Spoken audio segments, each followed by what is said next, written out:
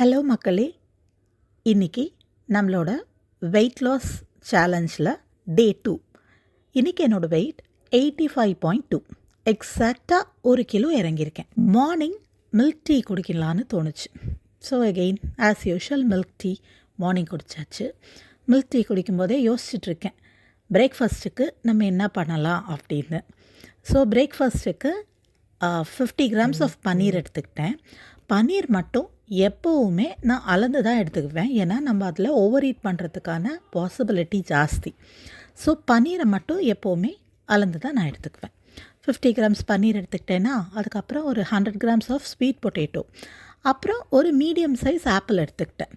Sweet potato நார்ச்சத்தும் ஜாஸ்தி, ஃபைபரும் நமக்கு கிடச்சிரும். அதே சமயத்தில் it's a good source of carbohydrates. So ரெண்டுமே நமக்கு ப்ரோட்டீனும் கிடச்சிடுது, ஃபைபரும் கிடச்சிடுது, கார்போஹைட்ரேட்ஸ் கிடச்சிடுது.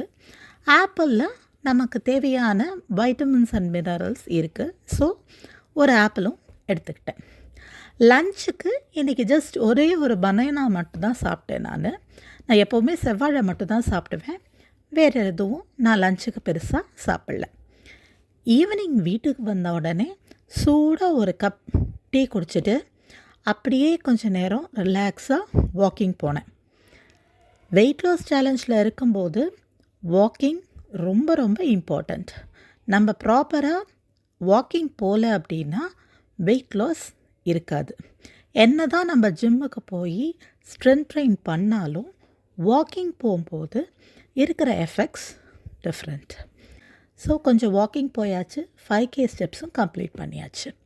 அடுத்தது நைட்டுக்கு என்ன பண்ணலாம் அப்படின்னு யோசித்து 3 சப்பாத்தி எடுத்துக்கலாம் அப்படின்னு டிசைட் பண்ணிட்டேன். தொட்டுக்கிறதுக்கு வீட்டில் இருக்கிற எல்லா வெஜிடபிள்ஸையும் போட்டு ஒரு சப்ஜி மாதிரி ரெடி பண்ணியாச்சு. நாளைக்கு பார்ப்போம் மக்களே. நல்லதே நினைப்போம், நல்லதே நடக்கும்.